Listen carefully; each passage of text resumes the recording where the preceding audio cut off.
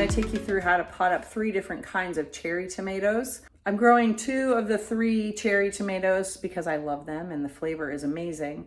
And the third is a new one to me. That one is a black cherry gumdrop tomato from Rohrer Seeds. And I just like the way it looked. And I figured, I'm hoping that it gives a bit of a more tart flavor because I love to make that TikTok tomato feta pasta. If I use just the other 2, it can get a bit too sweet. So the other 2 are just kind of your tried and true Super Sweet 100. It's a really small red cherry tomato. And the other one is the Sungold cherry tomato. Also small, but not quite as small. So I think we'll end up having 3 different sized tomatoes, the Super Sweet being the smallest, Sungold, and then the black cherry gumdrop. So I'm hoping to fill my garden with really beautiful tomatoes this summer and eat them up starting in July and August.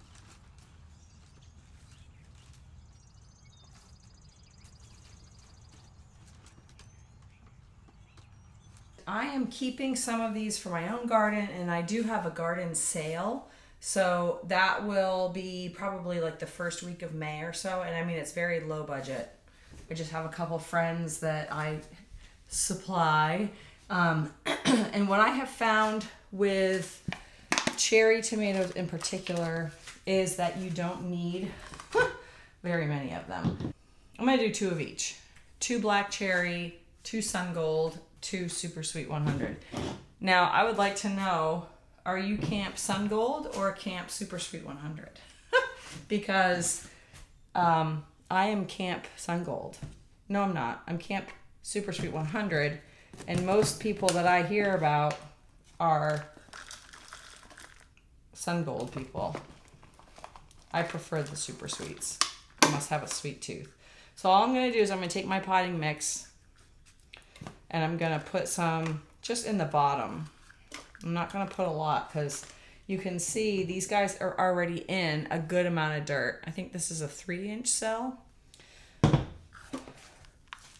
You can't really see that, but I'll give you an example. It's about to here, and I may not even need that much.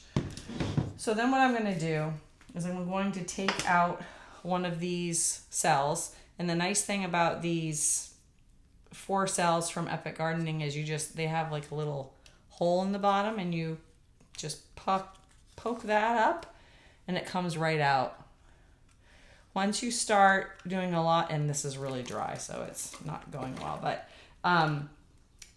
once you start planting from seed, once you start planting your own seed, you'll realize why that is so nice to have the whole thing come out. Okay, so tomatoes have usually a pretty decent root structure to them, pretty long roots.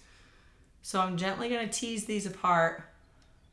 These don't look as bad as I thought they were going to look. So I'm going to take this one here. I'm going to poke a hole in the dirt that's in this cell so that those roots have a long way to go.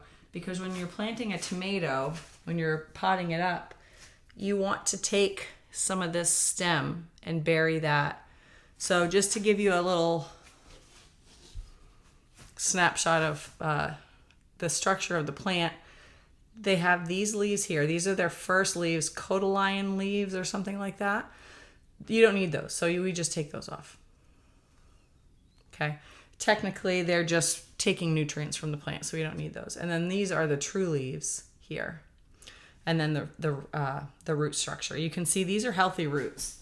So I think that we're going to be okay with these guys. But I'm going to bury that stem a good bit, and I'm going to take some of this soil, and as I put it in, well, some of it's getting into the cell. As I put it in, I'm going to press it down kind of gently. Not like, you don't have to be crazy gentle. Just like this. Okay? And you can fill it up. I'm probably going to maybe do a little bit more. You don't have to go too crazy with going all the way to the top. I mean, it looks nicer, but there's no reason for the plant to need that much light. So there we go. There's my first one. Pretty sure that cherry tomatoes are all indeterminate plants, which means they'll just keep growing and growing and producing all through the season. Whereas a determinate tomato, like aroma is a determinate tomato. There's lots of determinants, but that's just one that's probably the most familiar. Grows to a set size and then it's done. So some people like to grow aromas because then they can, like if they're growing them to make sauce, they can let them grow. They can kind of anticipate that the tomatoes will all be done at the same time. So next is Sungold. This is from Baker's Creek. This seed is 2 years old, but you can see these are all Sungold, and they're doing just fine. So I'm just going to keep planting up the plants that I'm going to save for myself, but I want to show you what I do for my plant sale.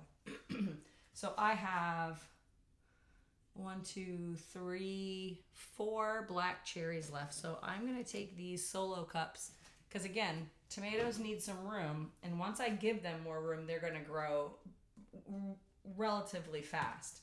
So I want to give them space, and these are containers that I don't need back, so people can reuse them for their own plants.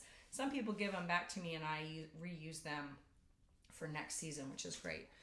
But I just take my clippers here and put like a little V in the bottom because you need some drainage. You see that? So I do about 3 of those.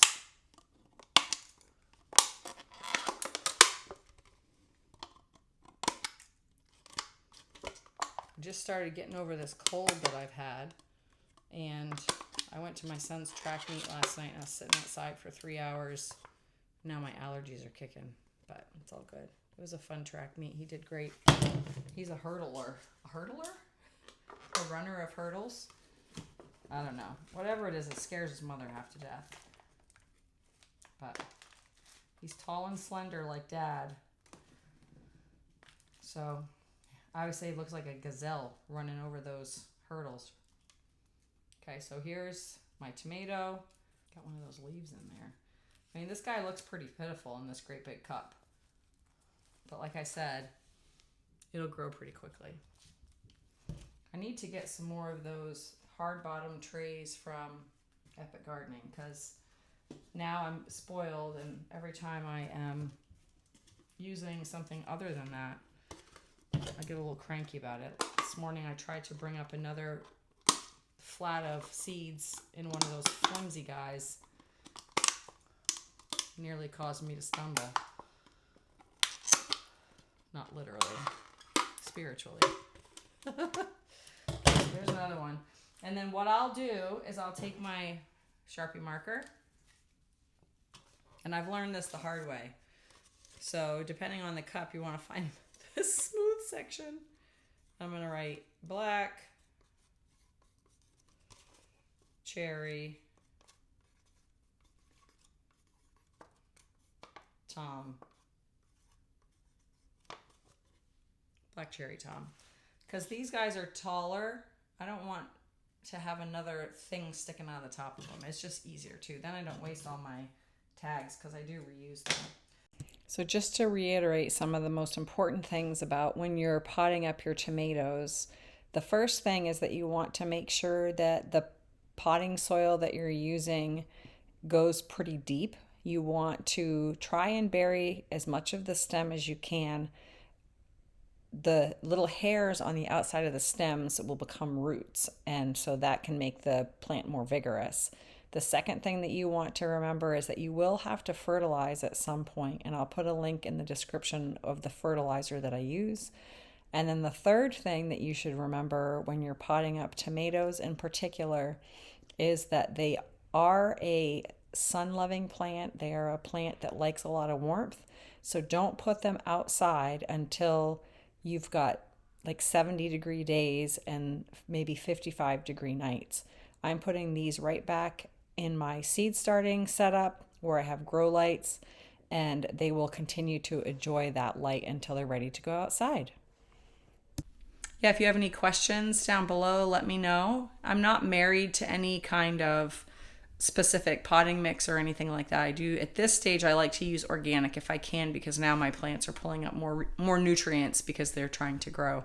Up to this point I just used regular seed starting mix, or I used sifted, some kind of sifted potting mix, but it didn't. I wasn't picky about it being organic. If you haven't already, please subscribe and like. This is my new channel, and so I would love to see a bunch of you come over from my other channel if we can and start a community over here focused in on gardening. Thanks. Have a great day.